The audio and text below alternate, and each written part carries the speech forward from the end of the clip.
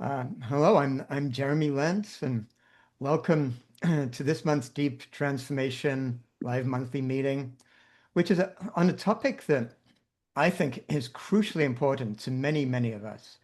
And I expect most of you here today, just like me, are finding it really challenging to engage fully with just the terrible things going on in the world right now, right? With the mass killing of innocent people in Gaza that is actually supported by many of our governments, like the violent deportation of undocumented folk here in the US where I live, and the non-violent protesters being arrested and jailed in the UK.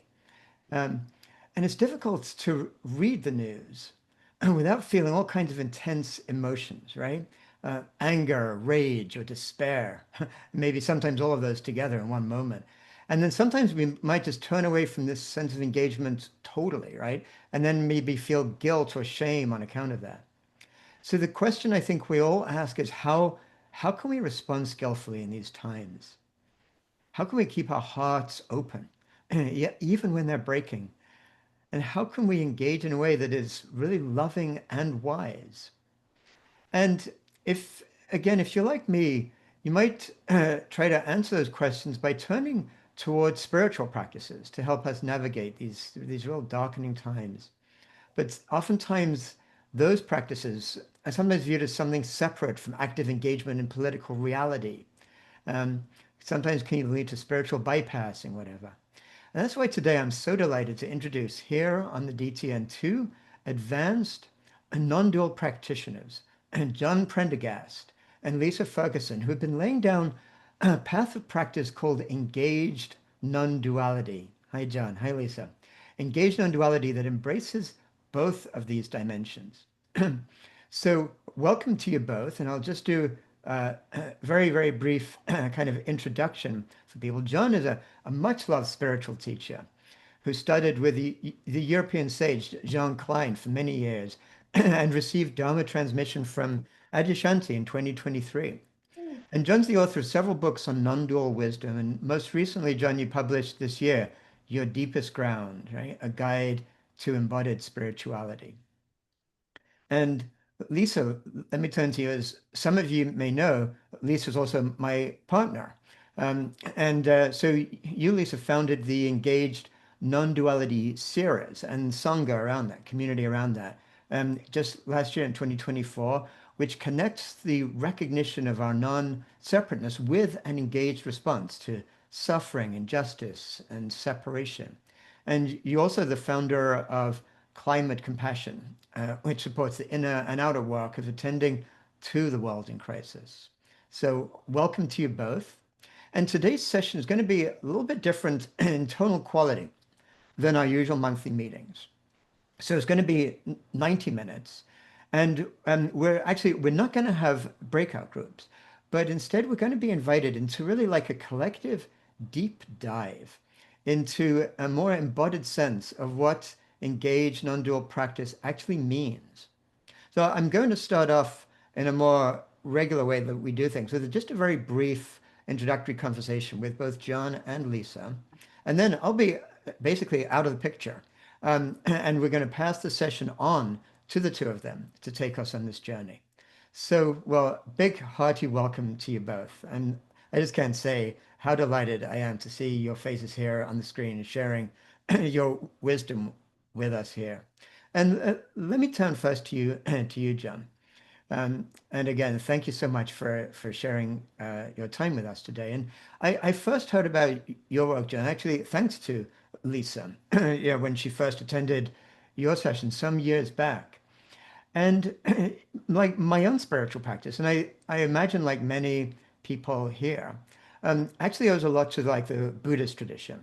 And it focuses a lot on things like mindfulness, meditation, and the sense of sort of cultivating like a greater awareness, a sense that over time there's a path that might lead to some kind of awakening. And then over time, as I learned more about your approach from Lisa and what she explained, I began to see that your approach, and I guess non-dual practice in general, has a different view of what that actually process of touching into awakening actually means. And I wonder if maybe you could help us, like orient us a little bit first, just towards what that distinction is. Sure. First, it's great to be here and lovely to be with you, Jeremy, and everyone else. So, welcome. Um, yeah, I think there is a distinction between an important distinction between what is generally understood as a non-dual approach, which is more considered more of a direct approach than the progressive or gradual approach that Mhm. uh, most Buddhist teachings adopt. And so while mindfulness is a beautiful practice, cultivating present-centered, open, non-judgmental, compassionate attention, and has clear benefits individually and socially, and those are well established scientifically. Mhm. There is in the non-dual approach, um, and I should say with the mindfulness approach, the tendency is to be more attentive to one's direct experience, thoughts, feelings, and sensations, with more and more kind of steadiness and clarity to notice the flux of experience, the Mhm. insubstantiality of the apparent object. And so at individual, I should say, at beginning and intermediate stages, this is really the focus of the practice. At Mhm. very advanced stages, as Mhm. the object begins to dissolve, so does the apparent subject. So this Mhm. tends to be the accent of more Buddhist mindfulness practices. In contrast, the non-dual approach tends to focus more on the apparent subject, the I, the sense of I. And I know in your writings you make that distinction between the I and the self, and Mhm. between the kind of self-reflective consciousness and the animate experience. Mhm. Mhm. So in the non-dual approach, the I, even though often is very associated with cognition, at Mhm. least, and very identified with thought, the inquiry is to look deeper. And this is both a rational inquiry, and there's an analytic quality to it, differentiating, for instance, awareness from thought, and Mhm. realizing there is awareness uh, and thought as an object in awareness, but not just staying as a separate observer, but actually exploring that sense of being a separate self as a distant or either Mhm. close or distant witness. And it's a deconstructive inquiry into the I. And so the sense of I actually is a portal into unbounded open awareness. And so the Mhm. I opens up. It's no longer like on a polarity, a dualistic pole, but it actually kind of sheds its bounded nature when the inquiry goes very deeply. And one Mhm. opens into a sense of unbounded, infinite open awareness. And Yeah. as this matures, and this is sometimes spoken of as presence, which is distinct from present-centered attention, Mhm. there's a deepening and from the mind and into the heart. And as this recognition of openness, the open and infinite, unbounded nature of awareness Mhm. moves into the heart, there's a recognition that the apparent object is this too. So there's a softening and then a dissolution of any residual duality. And the experience, the subjective, I couldn't even say subjective because it's subjective, the subject, the individual subject is dissolving, is that of unity. So it's very different than trying to integrate the I with the self, and a kind of an emergent property. And that does happen, of course. That is on a phenomenal and subtle phenomenal level. What you describe in your book is actually very Mhm. accurate and true. There is an emergent quality of consciousness, but there's also consciousness prior to this, we could say. That so we go through the apparent subject, discovering that sense of wholeness, and that wholeness transposes to the apparent object. And Mhm. so there is a felt sense and a deep knowing of one's non-separateness with the totality of life. So it's kind of a different entry point into oneness, but still there's a collapse of subject-object dualism. Yeah, I love that. Yeah, thank you, John. That is such a wonderful clear explanation of, yeah, of um, what it also leads me to is a sense of there's a sense in my own work and in a lot of um, what I write about and my own practice of the sort of the interpenetration of life and like the sense of like we're all deeply interconnected with life and this realization that like I am life, whatever. And you were just explaining it's sort of this is a different kind of awareness. This goes beyond that, right? Even beyond life itself to this dissolution of the very sense of I being life or anything. Yes, exactly. Like they're different levels. So there's that interconnected sense, which is very true. And what's interesting, I find, is there is this openness into unbounded awareness. There is more sensitivity to this interconnectedness, right? Hmm. As we sense a fundamental autonomy in our nature, we're also open to our interdependence, Hmm. and it's visceral, it's vibrant, it's very very alive and felt. It's not an intellectual. It is intellectual, but it's beyond intellectual. It's Yeah, very much a vibrant, lived experience of intimacy yeah. with with all the forms of life, and to me, I mean, it feels, it's like so obvious. All of this is what I am. And therefore, a natural ethics arises to Mm, deal with it with great respect, great care, and great love, mm. great intimacy as well. Yeah. Yeah, thanks. And in fact, that's a perfect segue to what I'd like to turn to you, Lisa, and talk about, which is yeah, more about this kind of this orientation really towards engaged non-duality. And really just want to say for a moment, like as as as my partner, it's really special to have you here on the DTN to share your insight and wisdom. So it's really really big welcome to you here, Lisa. And really, I've seen in your own work over the years these two kind of interweaving thematic strands, this active engagement that, and so much of your work around changing systems of oppression around us, and at the same time, this ever deepening spiritual practice that I've seen you just engage in more and more. And I guess it was about 18 months ago or so that you started to bring these two sort of themes together and then working with John by developing this practice of engaged non-duality. So, could you say what inspired you to want to move into this direction around this? Yeah, thanks so much, Jeremy. And it's really great to be here and so great to be with you all and recognize so many familiar faces and new faces too. Um, I've been a student of John's for several years and really studied with you very deeply, John. And one of the things I really loved about your approach is that, a lot of non-dual teachings will emphasize this non-separateness and a pointing out of our nature. And one of the things that you've done, John, is to really also welcome the psychological material.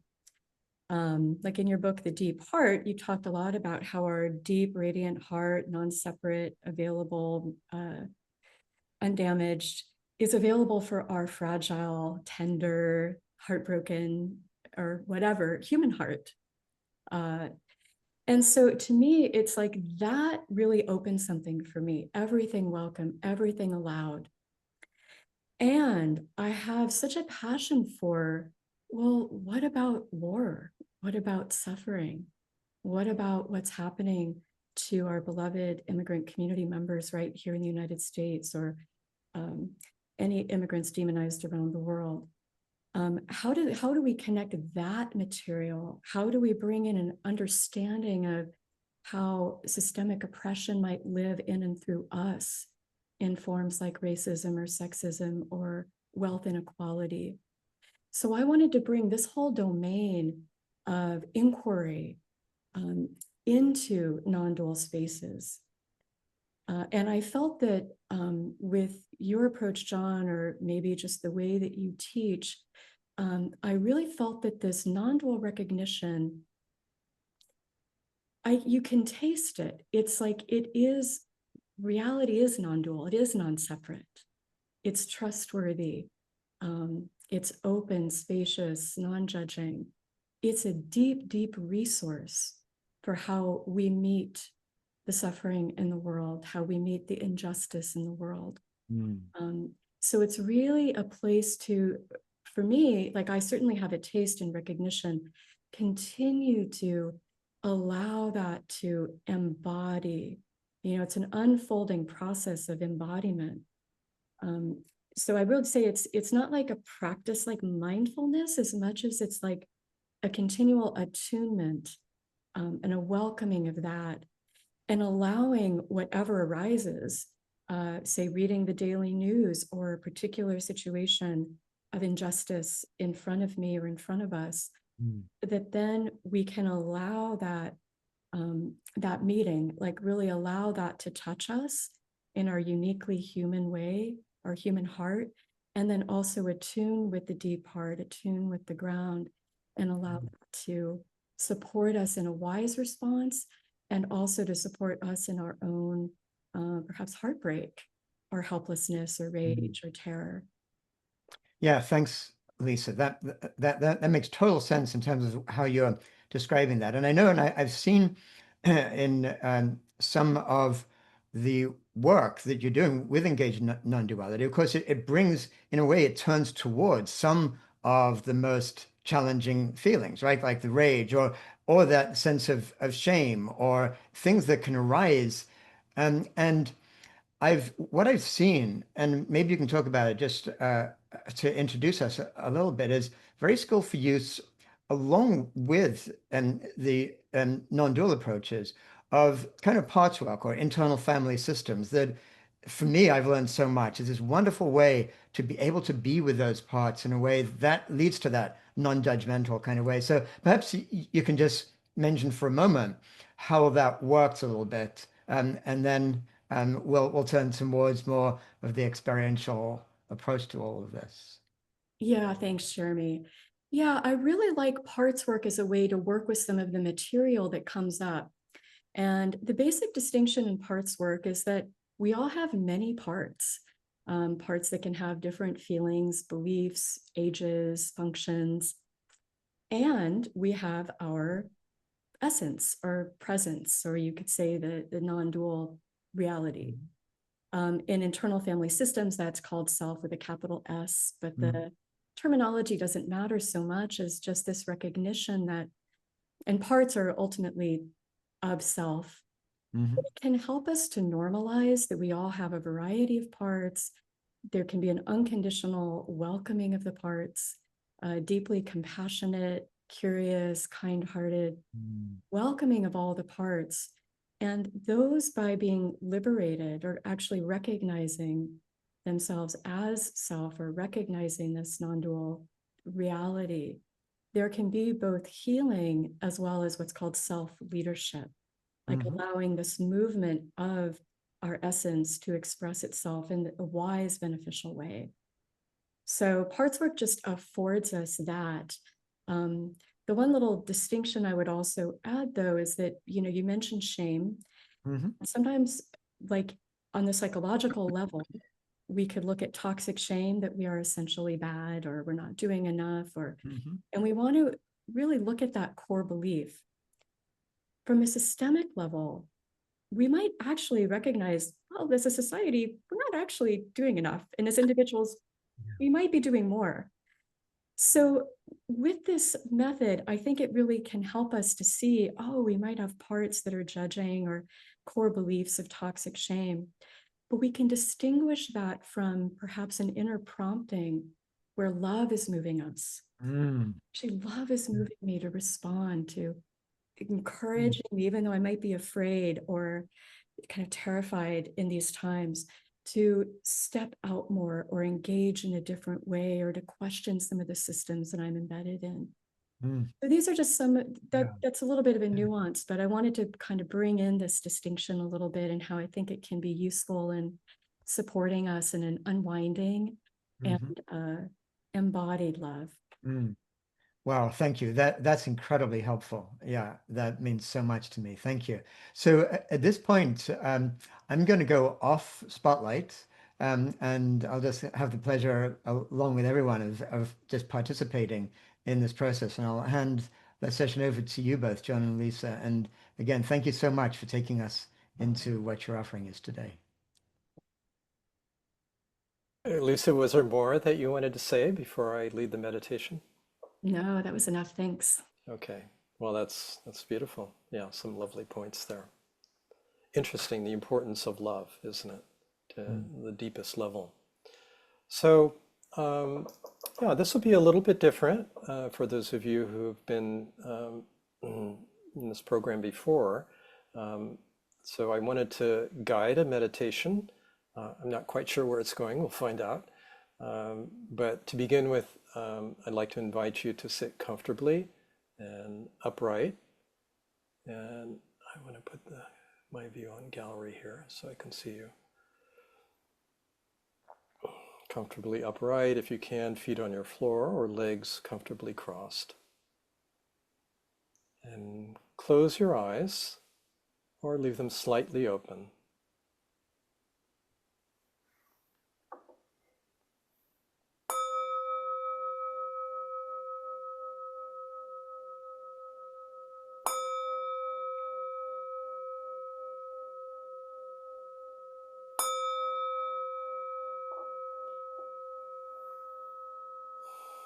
And take several slow, deep breaths.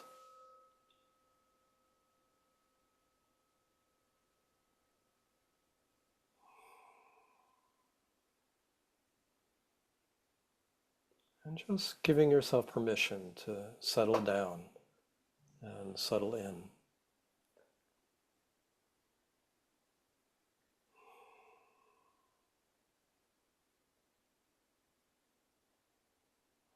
There's no work for the mind to do, no problem to solve, nothing to change or attain.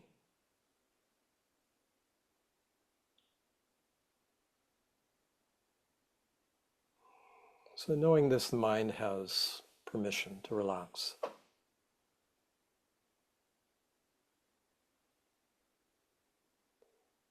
And as the mind relaxes, quite naturally attention drops down and in to the core of the body.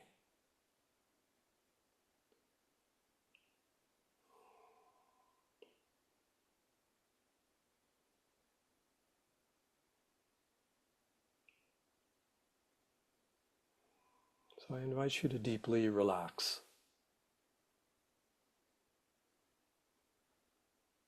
Relax into a sense of being held, if nothing else, by gravity in the earth, by whatever you're sitting upon.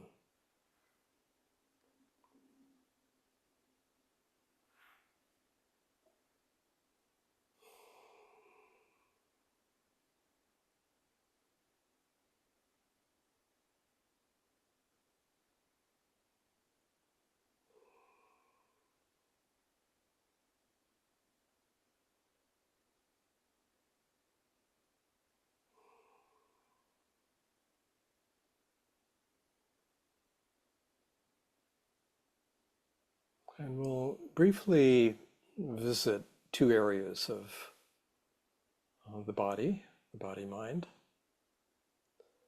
First, beginning with the heart area, mid-chest. So imagining that you can breathe directly into and out from mid-chest.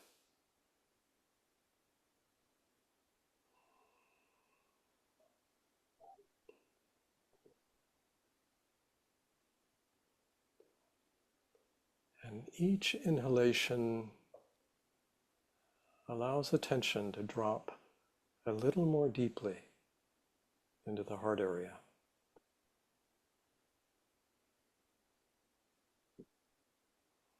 For some of you, this may be a new exploration. For others, it will be very familiar.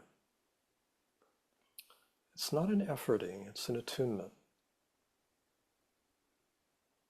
Just a willingness to sense and feel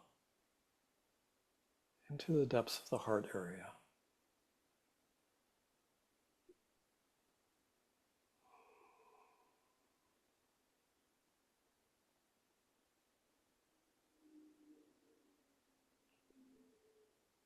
often as we begin to sense into the heart, we may feel some resistance to feeling and sensing what's here. May encounter some defense, some barrier. Whatever it is, we accept it. We allow it.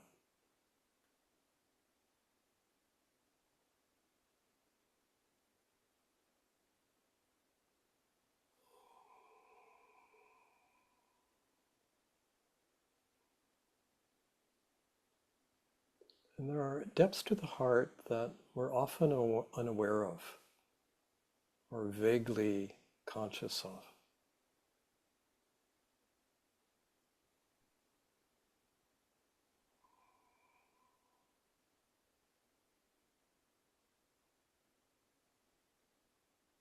Often very early beliefs and feelings about ourselves, about our worth, about our lovability.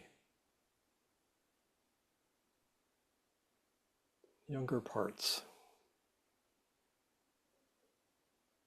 So as our attention naturally deepens, we may encounter those.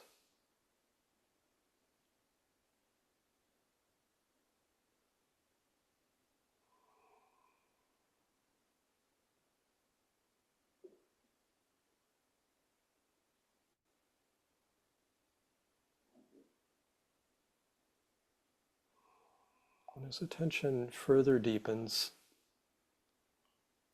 sometimes we may touch a very intimate aspect of self, a very unique, individuated expression.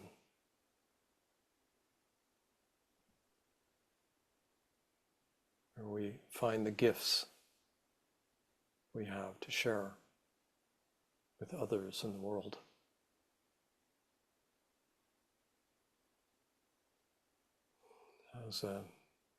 Perhaps as an educator or a nurturer or teacher or healer, as an artist, as a scientist, as a lover of truth.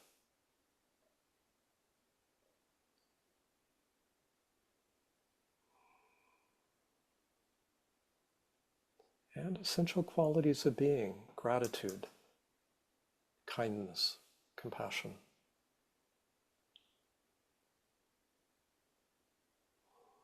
Quiet wisdom.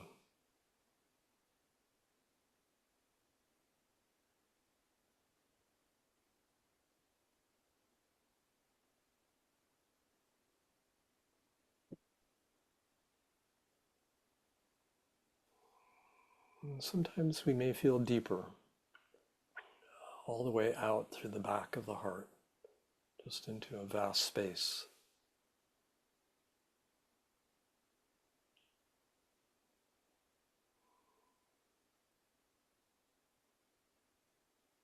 And sense and attune with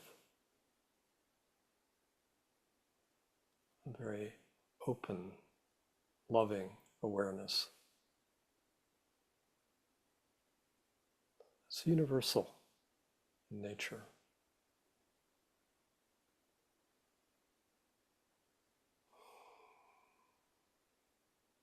And as Lisa was saying, a depth and openness of heart that embraces our human heart.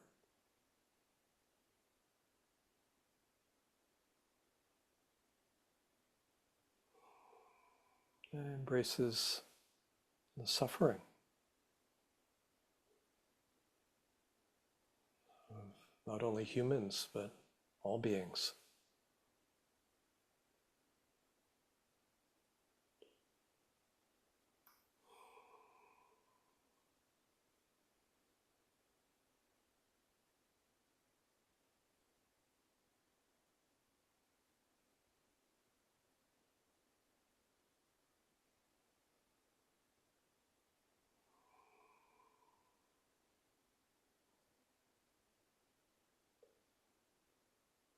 And now a shift of attention. We're going to explore another area. And this is our sense of the ground. feeling your lower belly, and you may want to put your hands on your belly as a kind of anchor of attention. And feeling your breath in the lower belly.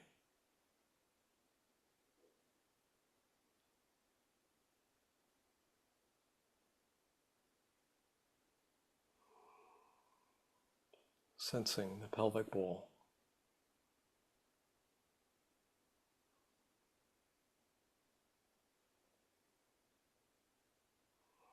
Your upper and lower legs and your feet.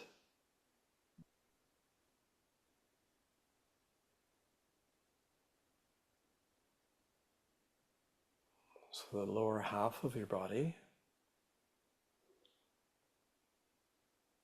welcoming, appreciating. And now the earth beneath your feet. And imagining that your in-breath draws up from the depths of the earth, from the depths of the underground space. And your exhalation empties down. So a long, slow breath in from the depths, and a long exhalation out into the depths.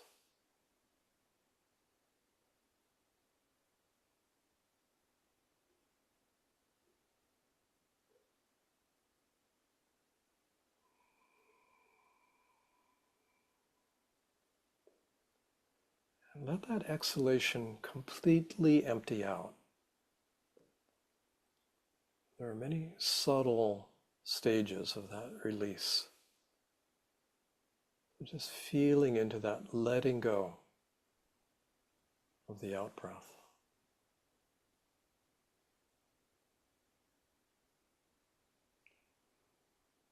Deep down underground.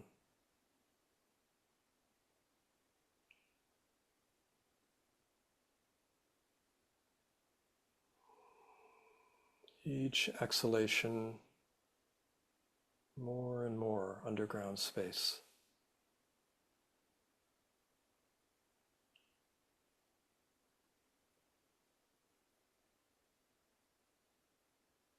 And in a similar way to the heart area, as we open to the ground, there are different levels. Our human earthiness and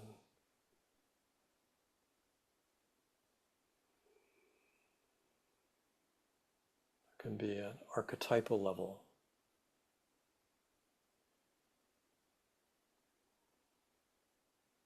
That we may contact during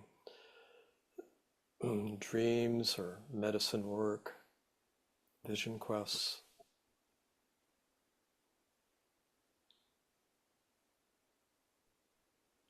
A deep underground dimension.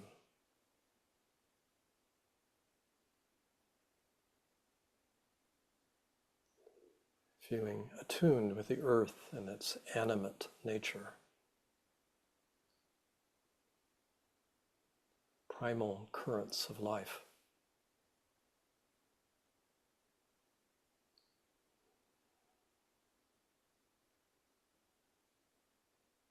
Webs and weavings. A vast interconnectedness.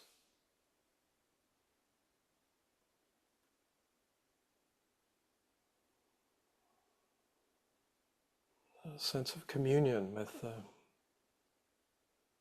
all of the sentient and living beings on the earth.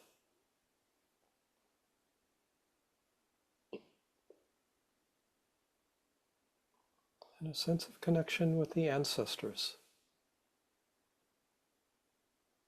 Many generations that have come before us.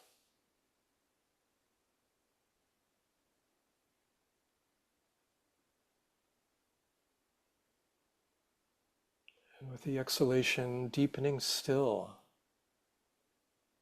into openness, unfathomable.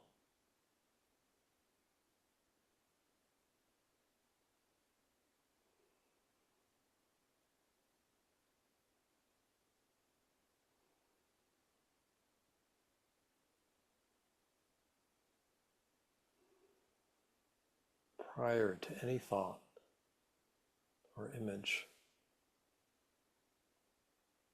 or story or pattern.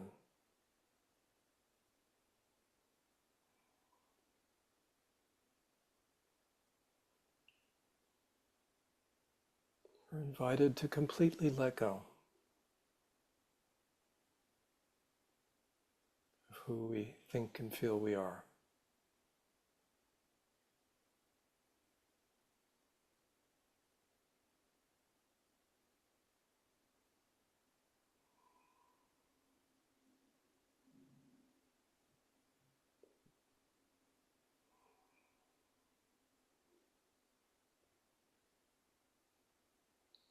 And often this absence can feel like a darkness, very silent, very still.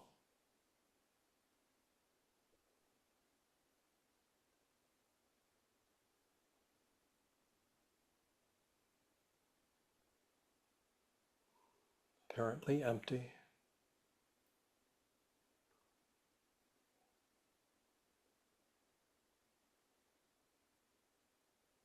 And yet, as we attune and acclimate, we have a sense of there being infinite potential here.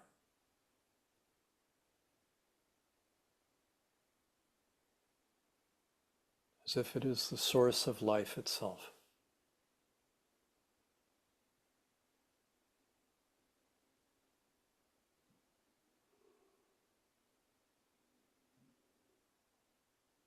That there is a radiance here, primal aliveness, emergent.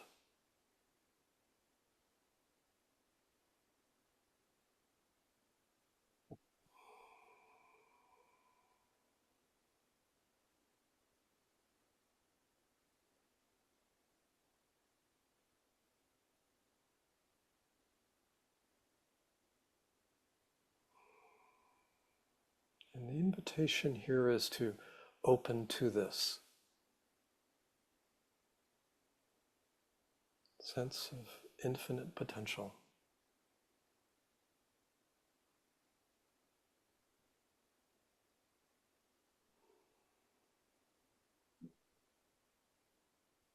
And to allow this to move through us like an upwelling spring.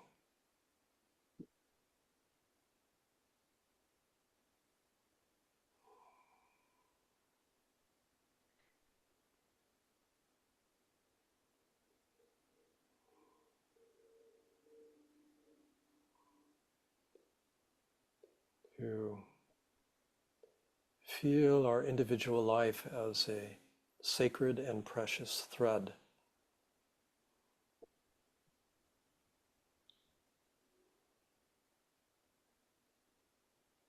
To be woven into an emergent tapestry of life.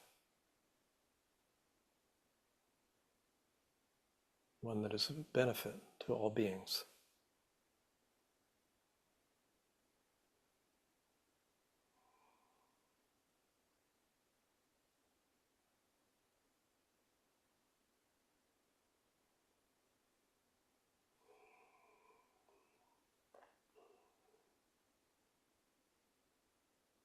So this is not a cognitive process. There may be cognition, there may be imagery, there may be thoughts, commentary, but fundamentally this is an upwelling from the depths, upwelling and outpouring.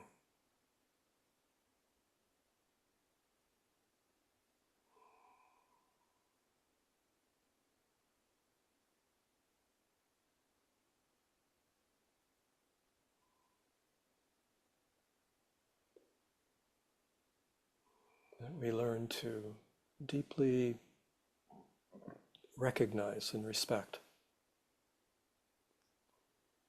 Listen. Listen to and follow.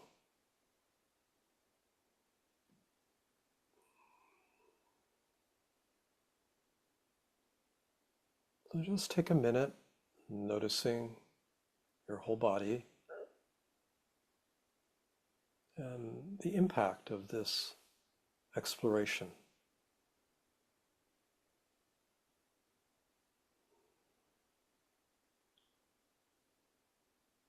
This discovery that the body is not as dense and condensed as we imagine, not as separate as we think.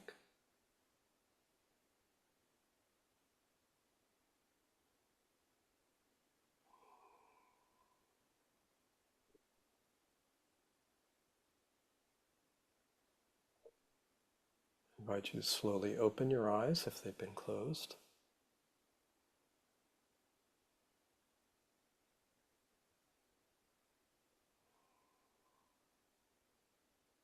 Continue with this felt sense of connection with the depths of the heart and the ground.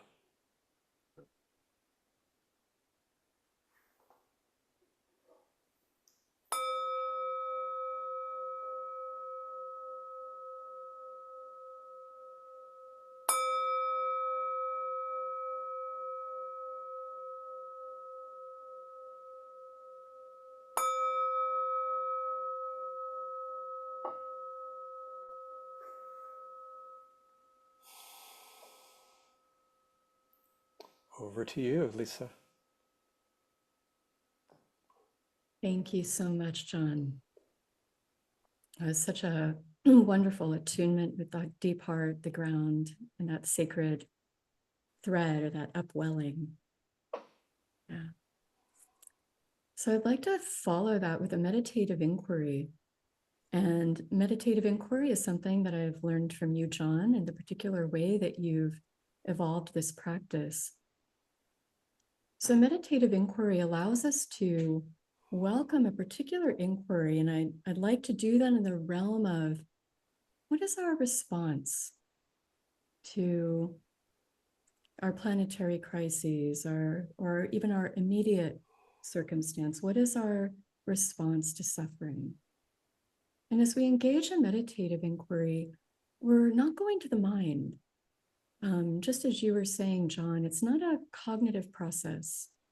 We're not looking for ideas or this, but we're actually taking an inquiry and really, in a way, letting go, letting it drop in to the deep heart and ground, and just allowing a response to reveal itself. There's no right answer. It's a true living inquiry.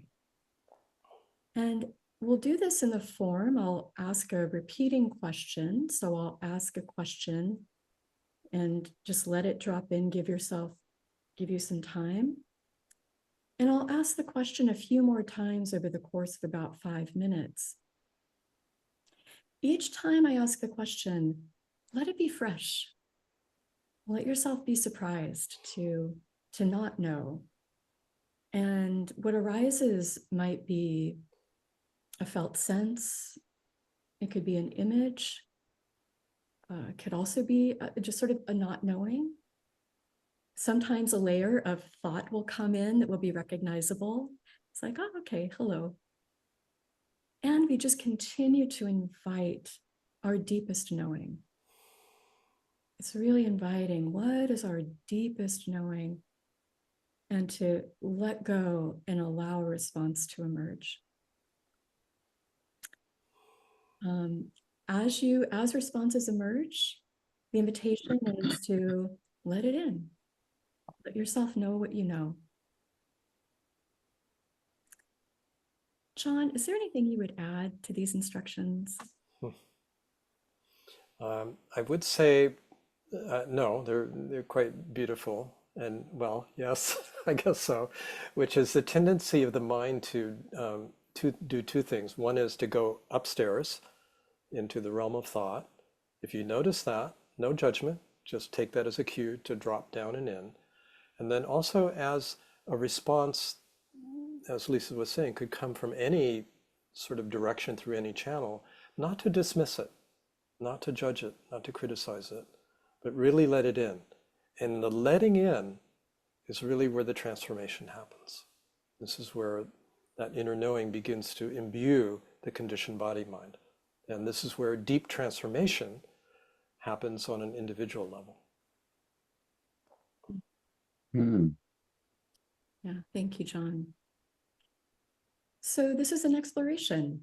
I know some of you on this call have experienced meditative inquiry before. For some of you, it will be new. So just invite you to explore today this particular way.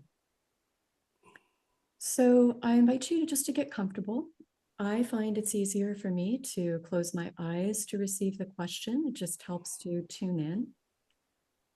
And in a moment, I will begin to ask the question. As I said, I'll offer it as a repeating question. I may also fine tune the question a little bit as I go or offer slightly different wording. And take whatever wording resonates the most for you. So as I offer the question, this is an invitation for your deeper knowing. Do this for maybe 5 minutes, and then we'll come back and there'll be time for reflection.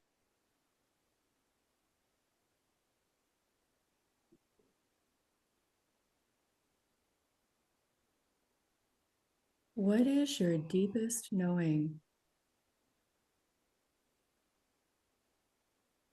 of how you are called to respond in this moment to our world in crisis?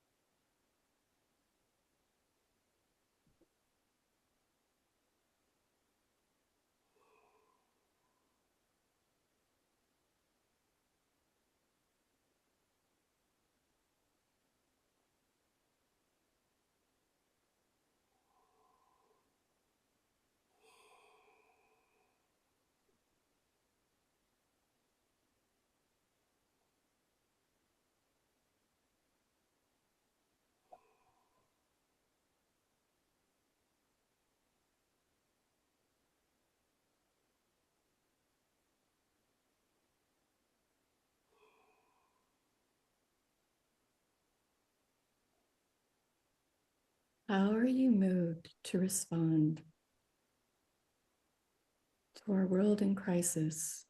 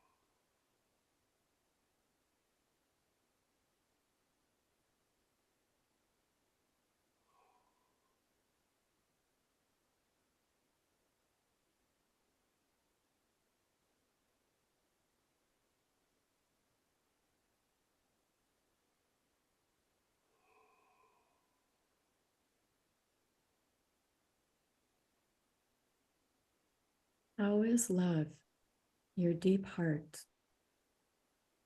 moving you to respond?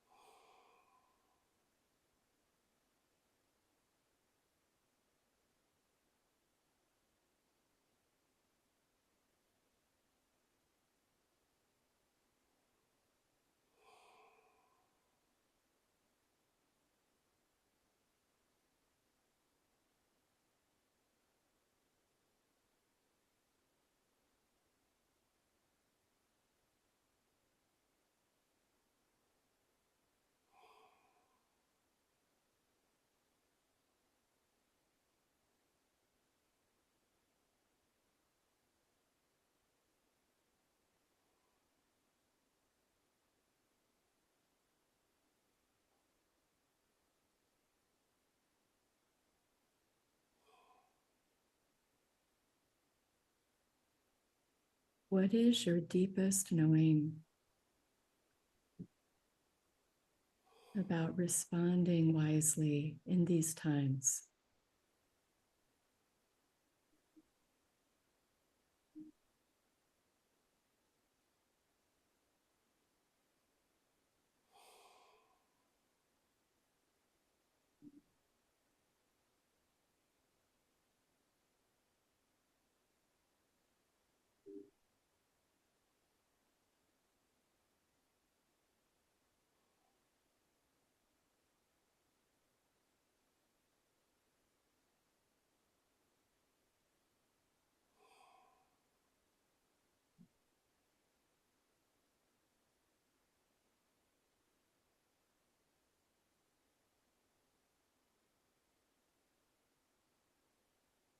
Taking a moment to let in whatever emerged,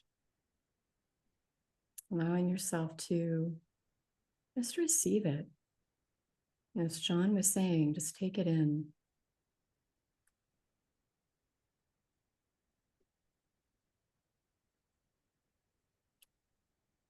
Let it marinate.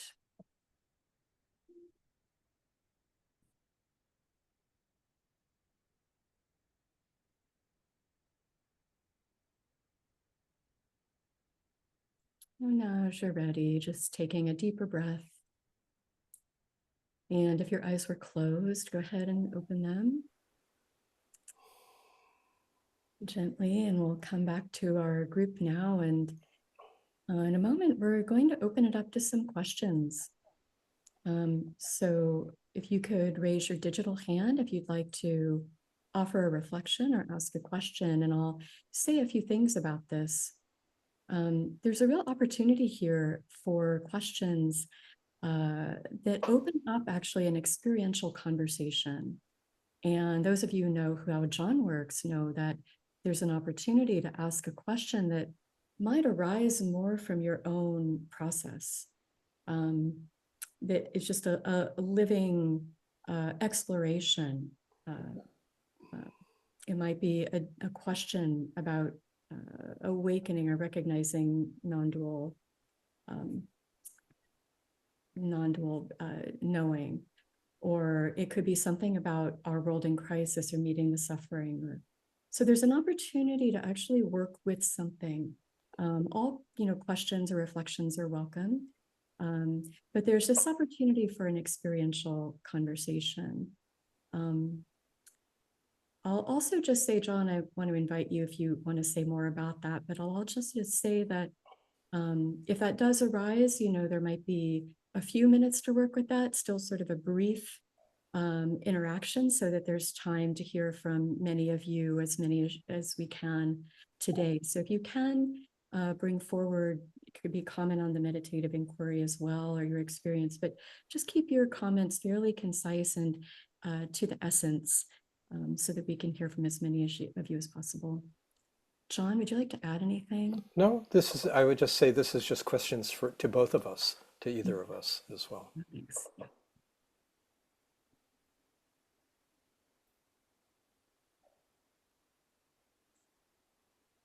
Hi, Alexandra, go ahead.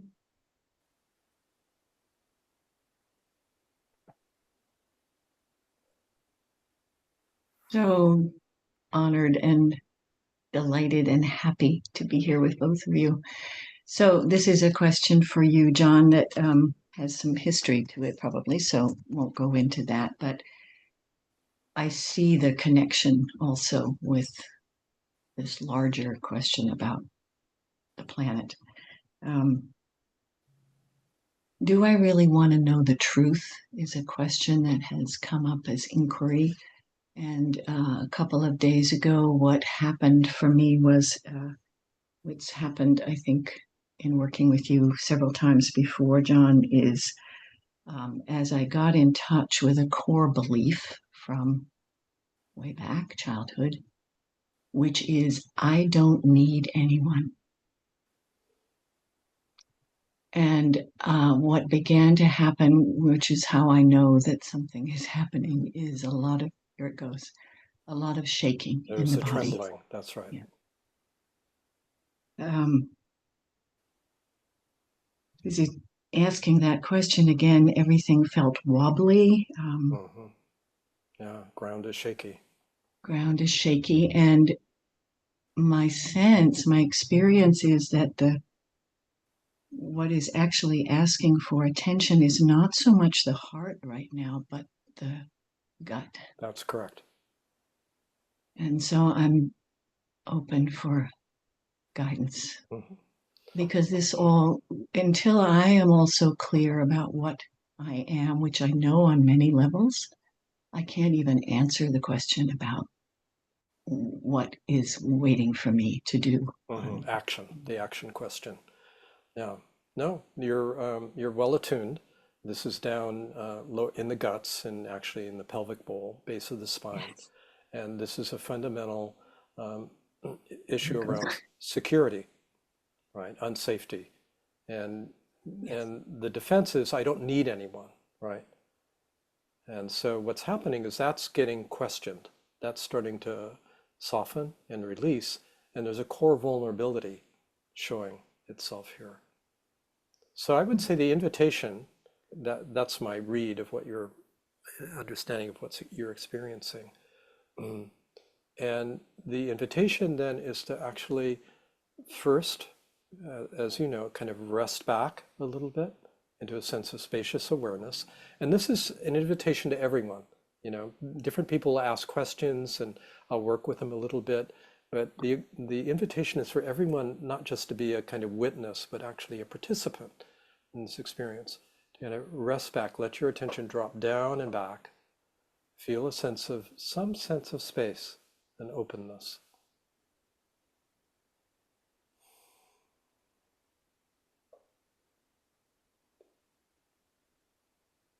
Yeah. You have a feel for that? Okay. And from this open, spacious awareness, we invite this experience, this wobbliness, this shakiness, this vulnerability, without any intention to change it or get rid of it. The mind will want to change it and get rid of it, right? Because it's uncomfortable. But spacious awareness doesn't have that agenda.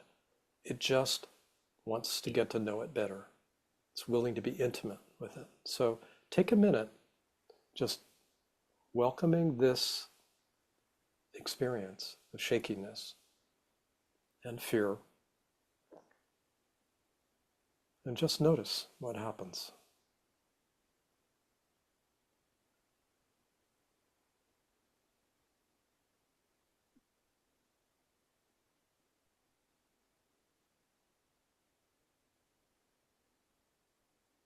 So along with some of the shakiness,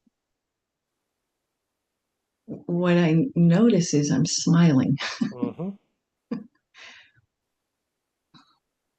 Yeah. And just breathing, sensing, feeling.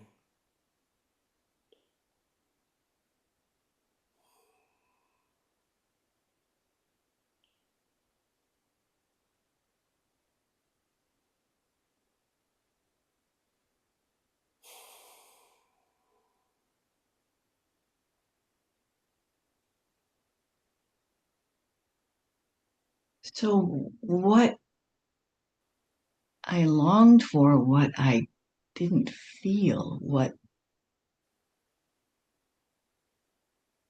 is here. Yes, exactly. It is here now. Yes. Let it in.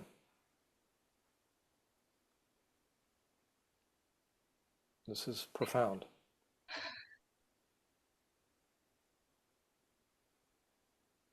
There is holding, there is support, Love. love.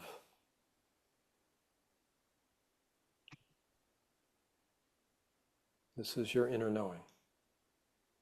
This is true.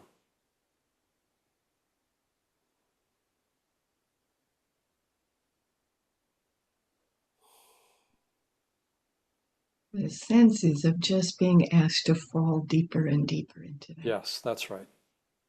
Just to let go into this. That's right.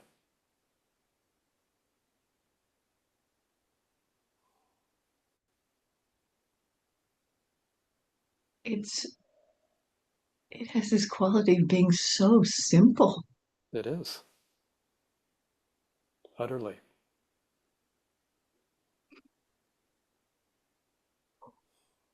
Okay. I invite you to stay with us through the remainder of the program and beyond. Really, Yes. really let this in Deeper and deeper. deeper and Yes. deeper. Just Thank an you. allowing and attunement.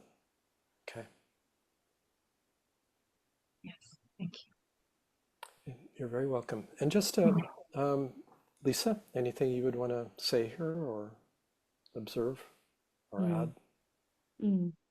Yeah, just thank you, Alexandra. Um, I just can really attune with that sense of that dropping back and like already here, nothing to do, already here, that which we've been seeking. Um, so I was really following you, and I just want to appreciate the level of vulnerability that comes up when we really inquire into these core beliefs that I think have kind of kept us, we think they've kept us safe. And then when we inquire, there's the vulnerability, and then there's the deep, trustworthy recognition. So thank you for allowing us to follow you as you explored that. And it's interesting, yeah, a lovely comment. It's interesting how the natural movement is one of surrender, letting go into the depths, fathomless depths of the ground, isn't it? It's like we don't have to think about it. It's actually a natural movement of Yes. release. And in that release and in that opening, we open to the source of life as well. And from that comes that upwelling and natural movement of response to what is in our environment, locally and globally as well. Whatever that is Whatever that for is, each of us. it's Yes. like there is a profound life current here, you know, and we've been trying to be safe, like you were saying, Lisa. This gives us the illusion of safety to clench and contract ourselves, but in fact, it's a false safety, you know, and we're always anxious under the surface, and it takes a lot of energy to control. So there's a surrendering. There's an opening to a greater life here and a greater Mm. life force. There's an opening to emptiness, and from this emptiness comes fullness and a very creative, empowered movement in life. Okay, let's Mm. let's work Mm. with let's play with someone else. I guess I'm someone else then. But Oh, okay. I hope you don't play too much with me. I don't. We'll play together. Okay, that sounds better. I don't play with you. Yes. Right. Okay. Well, because this was very challenging this time for me doing this meditation. First, I want to explain my framework for my meditation is the practice of the four incommensurables of Buddhism: loving kindness, compassion, empathetic joy, and equanimity, non-discrimination. Mhm. And I've been doing this for a long, long time. Now, this, um, th- and I always try to, I give a lot of importance to what is taught in Buddhist mind training, that you first need to equalize what yourself with others at the outstart, at that frame. And that's where this comes in, what my experience I had now, the difficulty of really doing that, because I found that I tend to that inner balance it can become very conflictual given certain circumstances. Mhm. This morning, I watched a video by ITV television, aerial view of the destruction in Gaza, and from the perspective of the destruction of all of life. And I asked myself, I mean, I could not even feel the pain, and I had a very similar experience to what Alexandra shared with us now, a real, tightness in my belly area, which is quite chronic in me because my own daily life can be very challenging at times as well, and so I realized I had a reaction of self-protection and also shame. I experienced shame, because I live a relatively protected and safe environment, but I'm very aware that when one sees scenes of what's going in Gaza, going on in Gaza, and the desperation and the impotence that people all around the world we're all feeling together, but yet it's not changing, you know. And so I want to understand the mentality of the perpetrators of these atrocities, and how they and their blindness, that if they continue this, it's self-destructive for them as well as for all of us. So I get caught up immediately in all those thought patterns, and I had a hard time to really feel the empathy, the compassion. Exactly. Right. Yeah, yeah. So Exactly. that's my situation right now. Lisa, do you want to respond or? Well, I'll say something and then maybe John, you could follow. So Abelardo, thank you so much for sharing this. And I think it's something that we could probably, many of us relate to. I watched the same footage this morning. Yeah, so my invitation though first is just to invite a sense of, allowing yourself to just feel your body and inviting also just an attunement with the deep heart that John's been pointing us to. Just like allowing everything allowed here, the sensations, emotions, everything welcome, everything allowed. And the mind isn't really the instrument to figure all of this out, but the heartbreak, the heartbreak, the terror. terror, the yeah, just the witnessing the suffering of others. The sense of powerlessness. Yeah. And you don't have to welcome this. The human heart doesn't have to welcome this. Just allow the deep heart that's already welcoming everything.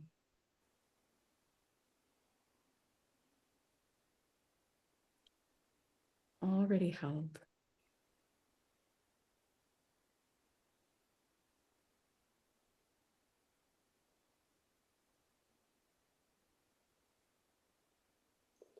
What do you, oh, John? Yeah, what comes to me is just the heartbreak of this.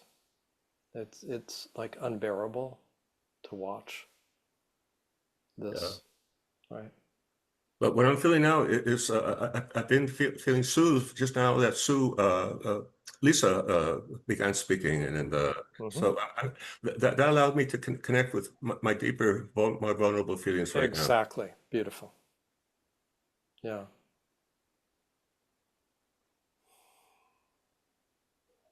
Yeah.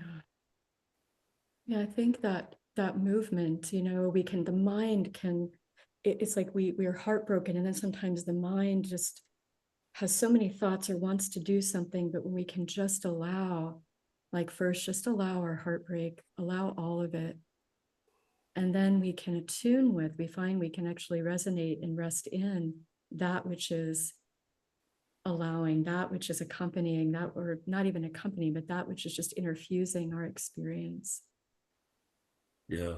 And allowing that. Now, what do you notice in your being, in your body, as you explore this?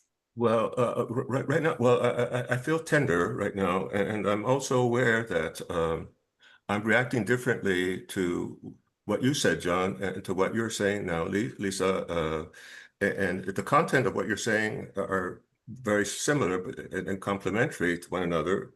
But just the fact that you have a masculine voice, John, and you have a feminine voice, Lisa, I think I'm realizing it makes a big difference for me, because I'm dealing with those kinds of issues as well in my daily life, you know. So yeah. Mm-hmm. Yeah, that's why I stopped talking. Oh, really? You were aware of that? Okay, great. Yeah. Yeah. Good. Let's get to attune with what's resonating for you. Yeah. Gratitude right now. Mm-hmm. Yeah. Thank you. Thank you so much for speaking, Abelardo, and sharing your real heartfelt experience. Mm-hmm. Yeah. Thank you. And I'll make a comment, because I think it's more than just a feminine voice, because you're really, in your voice is great kindness, Lisa, and also a sense of spacious presence. So yes, kindness is there, but you're also speaking from this that you're pointing to, not just speaking about it. And that makes a difference. It's felt, it's communicated. And you were receiving that as well. Yes, yes. Mhm.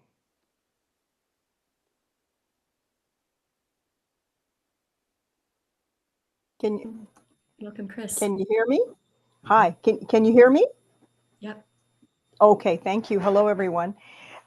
Yes, the reason why I put up my hand is because when the meditative inquiry you asked us, Lisa, what is our response to suffering? And not to be all cognitive, but go to the heart and the ground. It seems that I have this crazy warrior that as I'm trying to do this, the warrior is saying, what are you going to do about this? You don't have time to be sitting around meditating about this. The world is burning. What are you going to do? I try to keep it quiet. I try to go down to deep in my heart. And the response I get in my heart is, this too shall pass. It's this too shall pass. And there's a kind of acceptance saying, this will have to play out. Then the warrior comes up and says, people are dying. People are dying.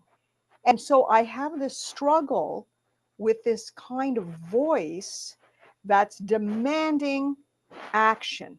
Now, whatever action that might be, but it's almost this kind of feeling where I can't be hanging around meditating about this when things are happening. Either I should be protesting, sending money, whatever it is.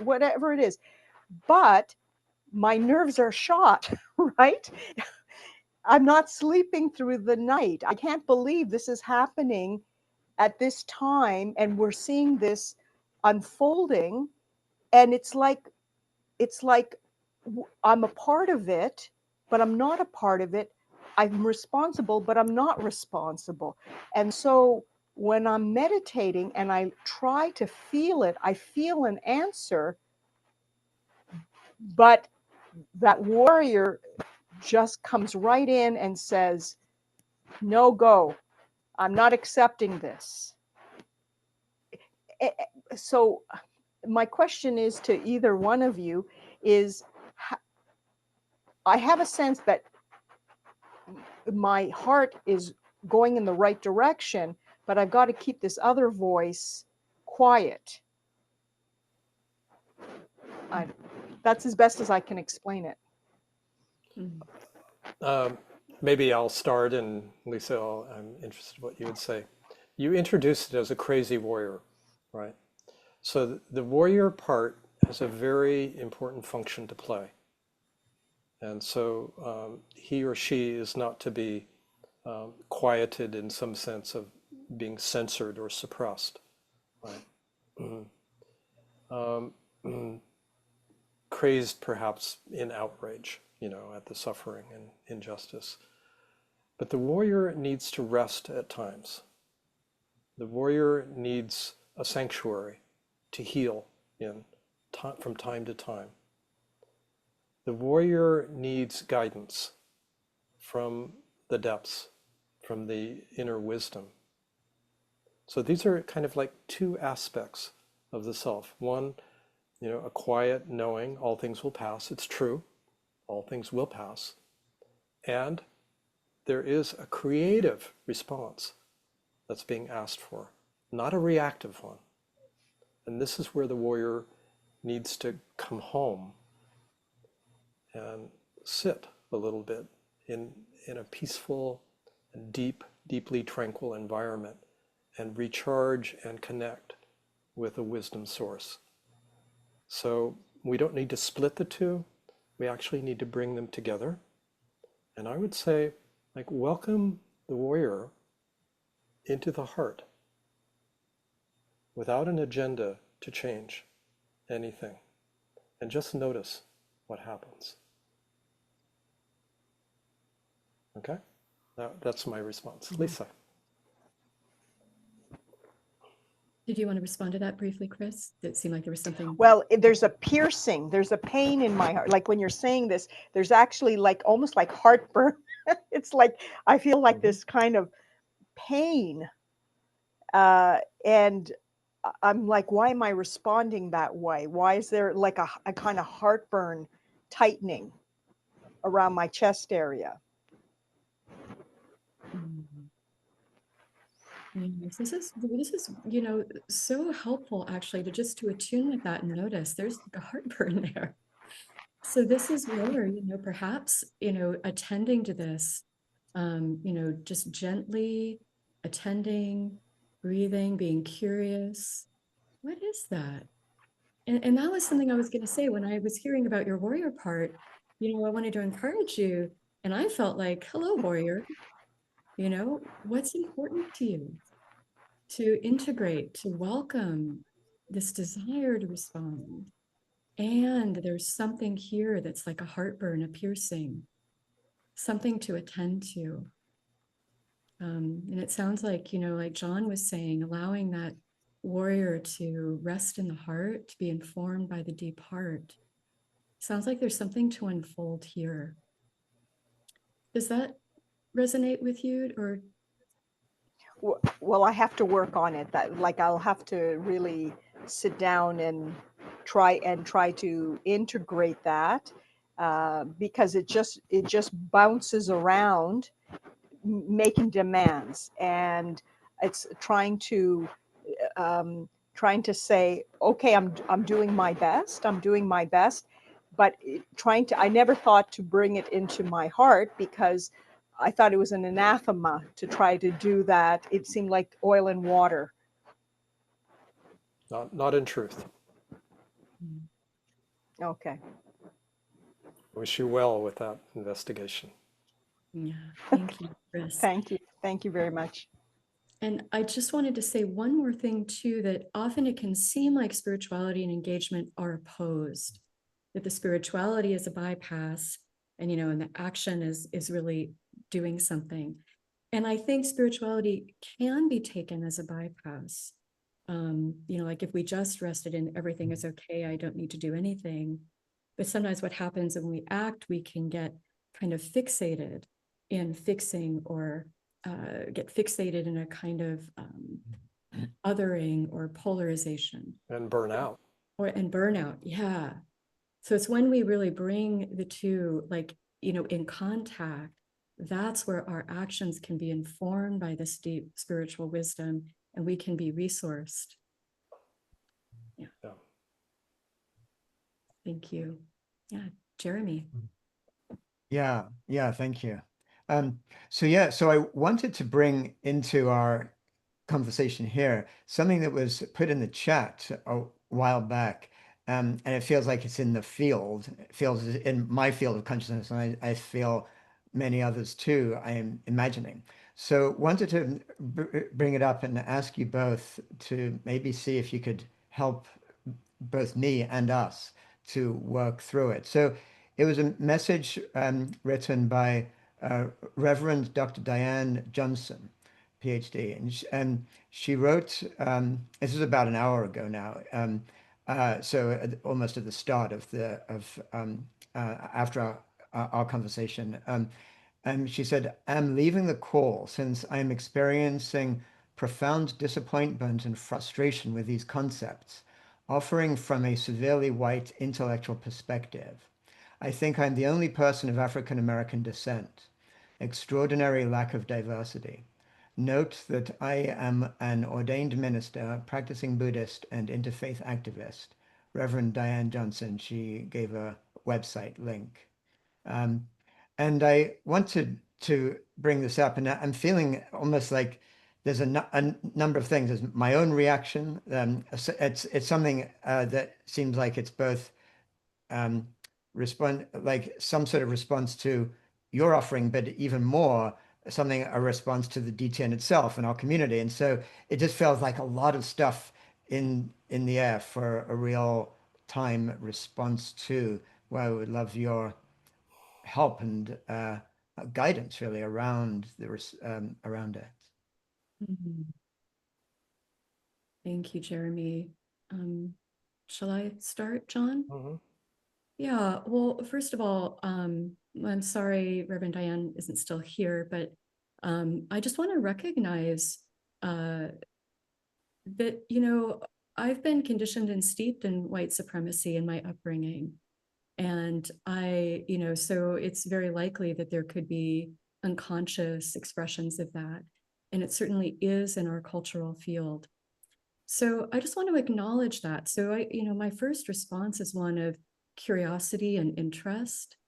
And just a welcoming of a reckoning with racism and how it might play out in these kind of gatherings, even if certainly not intentionally. So first, just that welcoming. And it is something that I've noticed in many Sangha gatherings that they do tend to be predominantly white. And I do think it's something to continue to be curious about. Are there things that are unwelcoming or helping to continue to create those conditions? So my first is just to really welcome this topic and to say how it's actually my intention, and I have led internal family systems groups on unwinding racism to really let's, particularly for white folks, let's reckon with this. Let's find out how this is living within us and unwind it. So, and maybe just for anyone on the call who might be feeling the pain of this or discomfort, just to welcome that.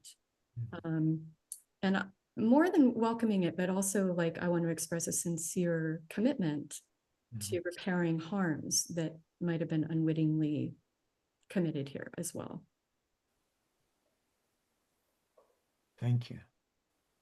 Thank you. I wasn't quite clear from Diane's message whether it was reacting just to the makeup of the audience or to the content of what we were offering. So I feel a little unclear in terms of responding. I'd be interested in dialoguing around that, and to echo your comments, Lisa. These gatherings, not entirely absent of persons of color, do tend to be predominantly white middle class gatherings, and I've always felt open to including and interested in including a more diverse population. Yeah. Yeah, thank you. And it feels like it's in the field. And really, I read it more as a critique of us as the DTN, more than necessarily your offerings. And so really, I just want to say, speaking on behalf, as one voice of the DTN, we're a sociocracy, or it's not just me, it's like us and large groups of people who are helping to self-organize this group. I really hear what she mentioned, and in terms of your own practices, I had a felt sense of shame around it, a sense of this is true, and we need to do something about it, which I believe we do, and many of us are committed to that. So I just wanted to raise that up, and really, even though she's not here, and she presumably left in sense of anger, just gratitude to her for raising this to all of our awareness in this community so we can, in the same way that you've talked about, both be with it with love, but also turn to engagement around doing something around it. So just really wanted to bring all that in the field, but I won't take any more of the airtime now, but thank you. Thank you for that response. I just feel moved to say, I really feel a tenderness in the heart, and just bringing forward this pain of, feeling maybe excluded or not welcomed. It's not so much like maybe a personal psychological issue as a collective issue, like a reflection of collective conditions. So I just want to, just welcome that, and also welcome the deep heart that can both nourish that and respond, feeling that right in my own body and being. Yeah. Thanks, Jeremy. I see it's just about time to close. So I see that we have Barbara and Brian, and I think this might be the signal since we're going to close soon and we have some announcements, this might be the signal for Brian and Barbara just to briefly name your question, and then we'll see if maybe someone from the DTN can give us a clue if we have time to respond or we need to move to announcements. Yeah, thank you. Mine's not a question. I was just going to say to Jeremy, you're doing a brilliant job. The fact that the audience is so predominantly white, don't worry about it. They need more help than the Indigenous. They've got a lot further to go. And there was another comment by an Indigenous person in the chat saying it's about this. It's because you have to do everything through normal language. The Indigenous have a more direct way to do what non-duality is. And so just carry on, Jeremy. You're doing a brilliant job. I'm very impressed. So mine was just a quick sharing of the experiential experience. So very quickly on, the word love came up. I wasn't using my mind, it just kind of filled my essence. And then peace. And then I related to something I was thinking of yesterday, that we're really in this era of hatred and war. And so I found it interesting that, and sort of where yesterday I was thinking, what happened to peace and love? What happened to this? What happened to this movement? And here we are in hatred and war. And today it's interesting that what came out is love and peace. So it's different than peace and love. Maybe that's a pathway, love, to bring us to peace. And then later, solidarity and compassion came. So maybe that's a pathway. Beautiful. Thank you, Brian. Yeah, I can feel the ring of truth in what you're saying. You know, yeah, the depth that comes from. Thank you.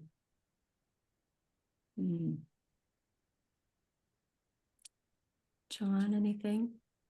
No, I'm just aware we're at the end of our time, and I'm going to honor the, that limit. Yeah, thanks. This has been just incredibly deep experience for me, and I'm sure for most people, if not all people in this community right now. It feels like we've gone into a journey together, and such deep gratitude to you both for walking with us in this space. And I did want to say, I'll just make one announcement about the DTN and then turn to you both if you want to add anything more. And simply to let you know that on Thursday, and I just put the link into the chat, and there's going to be a follow-on. And we always have a follow-on, what we call like a deepening circle of practice. It's going to be on Thursday at 10 a.m. Pacific. You can click on that link to just RSVP to it, so that we know you're coming. And Lisa is going to be there with us on the DTN as part of that practice. And it's more of an opportunity to really just go deeper as a group together, to feel into our shared experience together, see what wants to arise. So there you go. And let me just turn to either or both of you to just give us some announcements for your upcoming steps, with deep thanks and gratitude to you both. Well, thank you, Jeremy, and it's lovely to be with you and the group. In terms of upcoming events, I think the best thing would be to go to my website. I think you have that link in the chat, and there's a public events page, so you can find out about that. I think I have a day-long in Berkeley coming up in September, and a retreat in November in Danville in the East Bay, which already has a waiting list. But anyway, that's a good way to stay in touch. I'll just mention too, there's a link for the book group for Your Deepest Ground, and that's free and open to all. We've had 3 sessions. We'll have 4 more monthly meetings. So if you want to sign up for that, you'll get notifications. And then I just have links to my website, Climate Compassion. There's also an Engaged Nonduality page where you can find some resources from previous events. I have a monthly speaker series, And then there's also a page about the Engaged Nonduality group or Sangha. If you'd like to join that, there's a way to sign up on from that link. It'd be wonderful to have anyone who wants to join us. And just want to give a big thank you to you, Jeremy, and also to the whole DTN just for being here today, and also all those people who supported us. And Jeremy, I hope you'll forgive me if I just let everyone know that it's your birthday today and just say happy birthday to you. Well, I thank know you. you'd never have said so yourself. Now I'm going all red. It's Thank you for hosting. First thing I do is on blush. your birthday. Thank you. So is there a birthday song on the way here? Okay, well, it sounds like a lovely moment for us to part company to say from our deepest heart to your deepest hearts, such gratitude and thank you. It's and look forward to more in the future. Thank you so much. Bye. Okay, bye. Bye-bye.